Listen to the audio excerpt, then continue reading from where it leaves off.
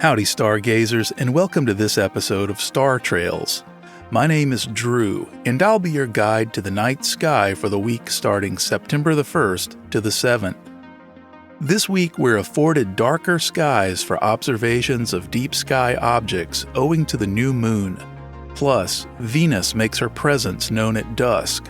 And later in the episode, we'll talk about how our moon's wobble lets us see more of the lunar surface than we think. So grab a comfortable chair, some binoculars, or a telescope, and let's get started. This week, the moon will transition from the new moon to the waxing crescent phase. Starting off with the new moon on September 2nd, the sky will be mostly dark, with the moon virtually invisible. As the week progresses, a sliver of the moon will begin to appear in the evening sky. By week's end, the waxing crescent phase will be in full effect, with about 17% of the moon illuminated and visible after sunset. This marks the start of the moon's gradual journey toward becoming a first quarter moon next week.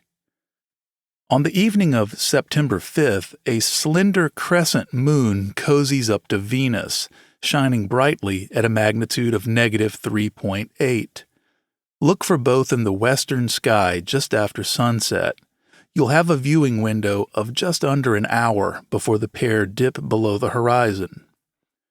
Saturn is still a best bet, as it's visible all night near Aquarius. Its rings are still at a nearly edge-on orientation to Earth, and Saturn is nearing opposition, so this is an excellent time to catch a glimpse, even with a modest telescope. Jupiter and Mars are still lingering near Taurus and visible in the early morning hours.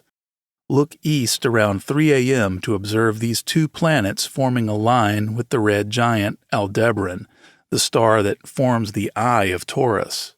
Jupiter, clocking in at a bright magnitude of -2, will be seeing red as he's flanked by Aldebaran up and to the right and Mars down and to the left. Look above this trio and to the right of the Pleiades to locate Uranus. Neptune remains in Pisces above and left of Saturn. As always, a telescope is your best bet to view both Neptune and Uranus. Mercury has transitioned from a difficult-to-spot evening star to a potentially easier-to-spot morning object. Look for it in the east about 90 minutes before the sun rises. By mid-month, it will leave the morning sky as it heads to Superior Conjunction beyond the Sun at the month's end.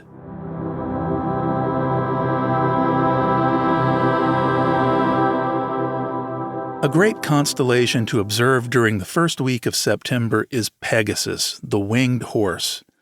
This prominent constellation becomes increasingly visible in the evening sky as summer transitions to autumn in the northern hemisphere. Pegasus is known for its distinctive asterism, the Great Square of Pegasus, which forms the body of the horse and serves as an easy landmark for stargazers.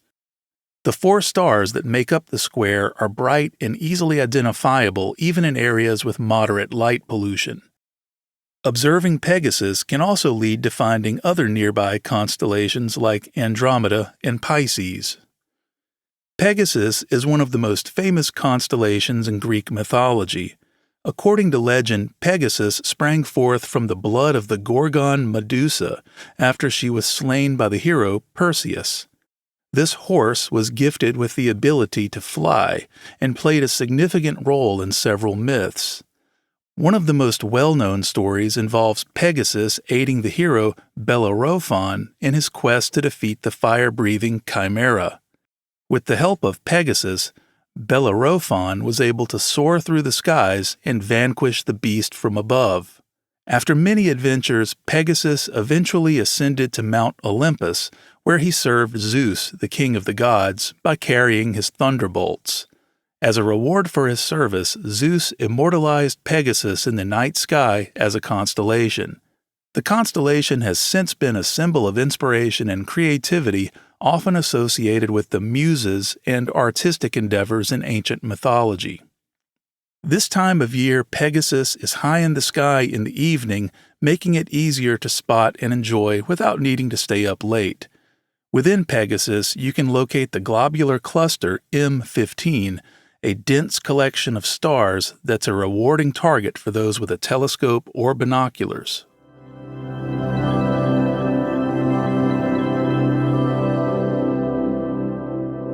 Today, we're turning our attention to our closest celestial neighbor, the Moon.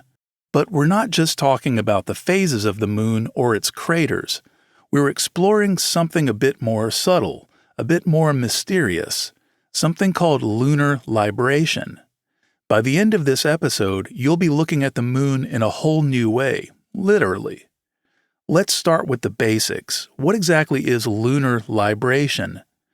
Most of us know that the Moon always shows us the same face, the familiar near side with its dark maria, or seas, and bright highlands.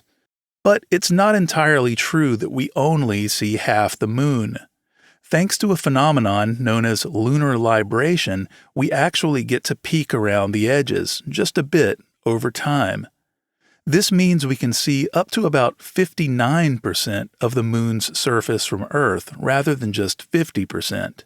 Libration is the apparent wobbling of the Moon as seen from Earth. These slight shifts in perspective happen because of a combination of factors, and they allow us to see a bit more of the Moon's surface than we might expect. But what causes this wobble? There are three main types of lunar libration: libration in longitude and latitude, and diurnal libration. Libration in longitude happens because the Moon's orbit around Earth is elliptical, not a perfect circle. This means the Moon's speed varies as it moves along its orbit. It's faster when it's closer to Earth at perigee and slower when it's farther away at apogee. However, the Moon's rotation on its axis happens at a constant rate, so as the Moon speeds up and slows down along its orbit, we get to see a bit around the eastern and western edges, a back-and-forth motion. Libration in latitude occurs because the Moon's axis is slightly tilted relative to its orbit around Earth by about 6.7 degrees. This tilt allows us to see slightly over the north and south poles of the Moon as it orbits, so from month to month we can catch glimpses of the polar regions that are otherwise hidden from direct view.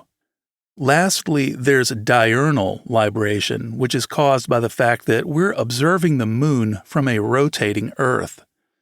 As Earth turns, our viewpoint changes slightly from moonrise to moonset, allowing us to see a bit more around the Moon's edges. So how can you observe it? The good news is that you don't need a fancy telescope or advanced equipment, just a bit of patience and a keen eye. Start by finding the Moon on a clear night. Take note of some of the prominent features near the lunar limb, that's the edge of the Moon, such as craters, maria, or mountain ranges.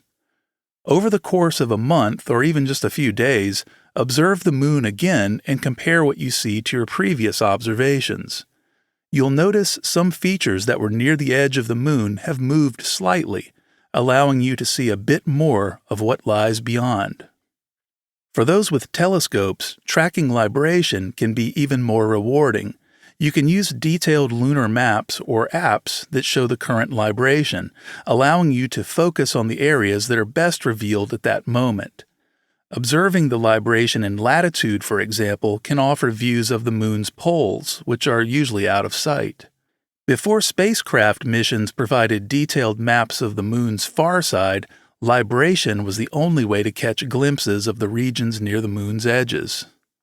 In the 17th and 18th centuries, astronomers made detailed maps of the Moon, noting the effects of libration. These early maps were the best representation of the Moon's surface available until the space age. Even today, libration plays a role in lunar studies. For example, some craters and features near the lunar edges are only visible or best observed during certain libration periods. This makes libration a valuable tool for both amateur astronomers and professionals alike.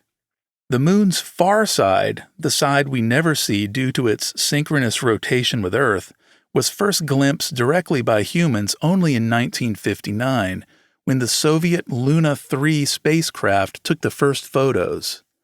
But before that, everything we knew about the moon's far side came from careful observations of lunar libration. And here's a cool tidbit. Some of the moon's most famous features, like the craters Grimaldi and Stickard, can only be fully appreciated thanks to libration. Without it, these craters would be partially hidden from view.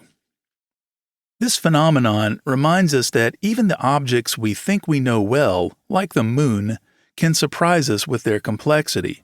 And who knows, maybe your next lunar observation will reveal something new to you. That's it for today's episode of Star Trails. Before you go, I invite you to check our weekly email newsletter on Substack. It's completely free and a great supplement to the podcast. We're also on Mastodon at *_trails. If you get a chance, stop by and say hello. I'll include links to both services in the show notes. Also, remember our website, startrails.show, where you can find all of our episodes, including transcripts and night sky maps.